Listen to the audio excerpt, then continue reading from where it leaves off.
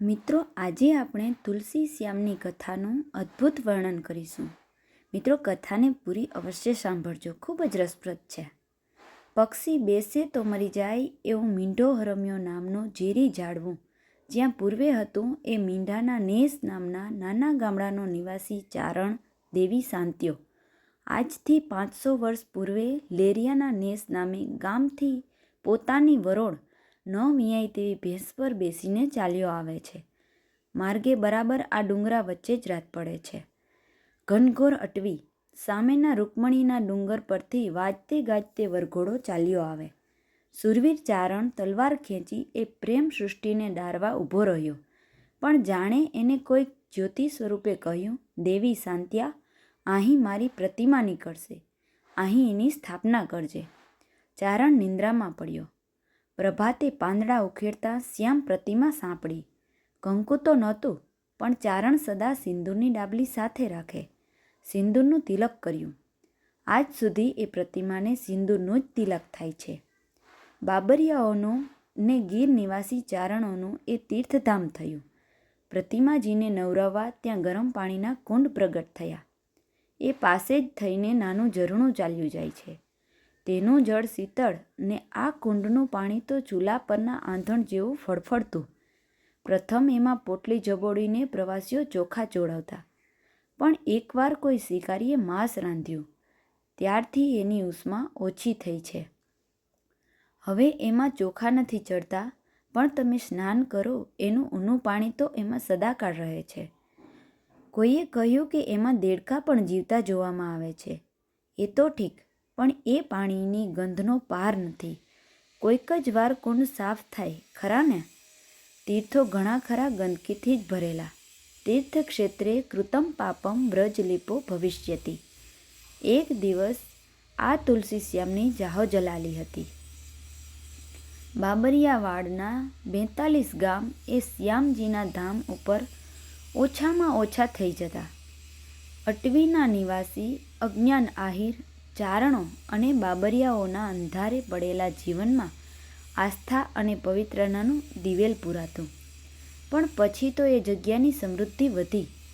એક મહંતે કંજુસાઈ કરીને દ્રવ્ય સંઘર્યું. અરણ્યમાંથી ઉપાડીને એણે ડેડાણ શહેરમાં વસવાટ જમાવ્યા. આ જગ્યા ફના થઈ ગઈ અને એ સૂમનું સંચેલું ધન આખરે એક શિષ્યને હાથે ગાદી પ્રાપ્તિના કજિયામાં લડવામાં કુમાર્ગે વહી ગયું. આપણે જૈનો, સ્વામીપંથીઓ, બલકે જાહેર કાર્યકર્તાઓ પણ ન ભૂલીએ કે ધર્માદા સંચેલ દ્રવ્યની આખરી અવદશા એ જ થાય છે. આજે એ સ્થળે એક જુવાન દુધાહારી ઉત્તર હિન્દુસ્તાની સ્વામીએ ગૌશાળા તરીકે બાંધી જગ્યાનો પુનરુદ્ધાર આદરેલો દિશે છે. આ હિન્દુસ્તાની સાધુઓ ભારે વિલક્ષણ. કાઠિયાવાડમાં ઠેર ઠેર તમને અક્કેક ધર્મસ્થાનક ખરી નિષ્ઠાથી ચલાવતા જોશો. સામાન્ય રીતે સ્વભાવના કડક, સ્વતંત્ર તાસીના ને મોટા ચમરબંધીની પણ પરવા ન રાખનાર ફાટેલ પ્યાલાના હોય છે. આપણામાં એ દેવત ક્યારે આવશે? આ કથા સૌરાષ્ટ્રના ખંડેરોમાંથી ઝવેરચંદ મેઘાણી દ્વારા લેવાયેલ છે. હવે જાણીએ પુરાતન કાળની કથા.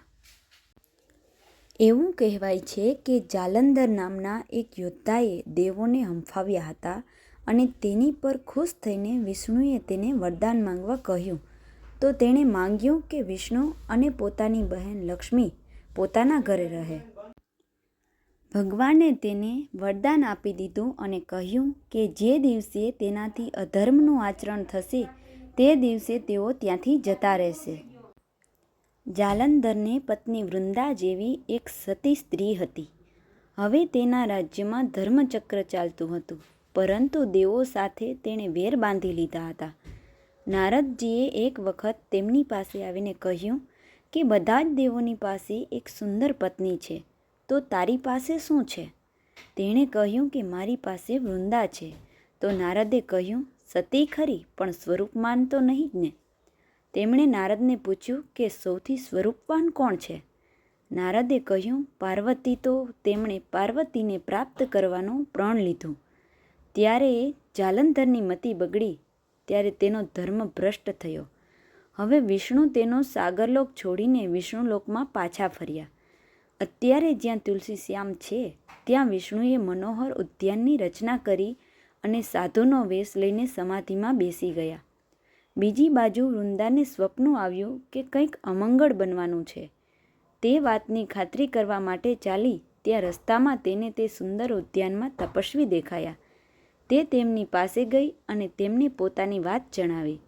સાધુએ કહ્યું, તે તારા પતિનું મૃત્યુ થયું છે અને વૃંદાના ખોળામાં તેના પતિના શરીરના ટુકડા પડવા લાગ્યા. વૃંદાને વિલાપ કરતી જોઈને વિષ્ણુએ નકલી જાલંધર ઉત્પન્ન કર્યો અને વૃંદાએ તેની સાથે સંભોગ કર્યો. તેથી તેનો સતીધર્મ ભ્રષ્ટ થયો. વૃંદાનો સતીધર્મ નષ્ટ થવાથી શંકર સાથેના યુદ્ધમાં જાલંધરનું મૃત્યુ થયું. તેને ખ્યાલ આવી ગયો કે આ બધી વિષ્ણુની માયા છે. તેથી તેણે વિષ્ણુને શાપ આપ્યો કે તારી પત્નીનું પણ કોઈ તપસ્વી દ્વારા અપહરણ થશે. વિષ્ણુએ વૃંદાને મનાવવાના ઘણા પ્રયત્નો કર્યા, પરંતુ વૃંદાનું મન માન્યું નહીં. વિષ્ણુએ તેને વરદાન આપ્યું કે તું વનમાં તુલસી બનીને રહીશ અને દરેક શુભ કાર્યોમાં તારું મહત્વ રહેશે. તું પ્રાણીઓની પીડાને ઓછી કરીશ. તું તુલસી રૂપે અને હું શ્યામ શૈલ રૂપે અવતરીશ અને તુલસી શ્યામ રૂપે આપણે દુનિયામાં પ્રખ્યાત બનીશું. આ રીતે ભગવાનના વરદાનથી વૃંદા તુલસીના રૂપે અવતરી અને વિષ્ણુ શ્યામ શૈલ્યના રૂપે અવતર્યા અને તે જ મનોહર ઉદ્યાનમાં તુલસી શ્યામની પ્રતિષ્ઠા થઈ. આ તુલસી શ્યામની આજુબાજુ ભારે ગીરનું જંગલ આવેલ છે અને કોઈ ગામ નથી. અહીંયા ભાદરવી સુદ 11ના દિવસે જલ ઝીલણીનો મેળો મોટો મેળો ભરાય છે, જેમાં હજારો શ્રદ્ધાળુઓ ઉમટે છે. વન વિભાગના રક્ષિત વિસ્તારમાં આવેલા તુલસી શ્યામ મંદિરે જવા માટે ઉના અને જૂનાગઢથી પાકા ડામર રોડની સુવિધા છે. એસટીની અનેક બસો દિવસભર આ રૂટ પર દોડે છે. મંદિરમાં વિશાળ ધર્મશાળા, વિનામૂલ્યે ભોજનશાળા ઇત્યાદિ સુવિધા છે. રાત્રિના 8થી સવારના 6:30 સુધી વન વિભાગના કાયદા મુજબ તુલસી શ્યામ આવવા જવાનો રસ્તો બંધ રહે છે. પ્રકૃતિના રૂપમહી રૂપ હરી તણા સમાતા, પ્રભુની ઈચ્છાએ કરીને શીતળ વાયુ વાતા. પ્રકૃતિમાં ઈશ્વરનો રૂપ અને ઈશ્વર પ્રકૃતિમાં એવી એકબીજાની પૂરકતા દર્શાવતા ગાંડી ગીરમાં વસેલા ધામ તુલસી શ્યામની ભૌગોલિક સ્થિતિ જોતા એવું પણ ફળીભૂત થાય છે કે ઈશ્વરને પ્રકૃતિ ઉપર ખૂબ જ પ્રેમ છે, અર્થાત ભગવાન પણ પ્રકૃતિ પ્રેમી છે. અન્ય તીર્થ સ્થળો કરતાં કંઈક વધારે પડતી શોભા અને લીલી ઘનઘોર વનરાઈ તથા ચારે તરફ ઊભેલા રળિયામણા ડુંગરોની શોભાથી આ ધરતી કંઈક અદકેરું દિશે છે.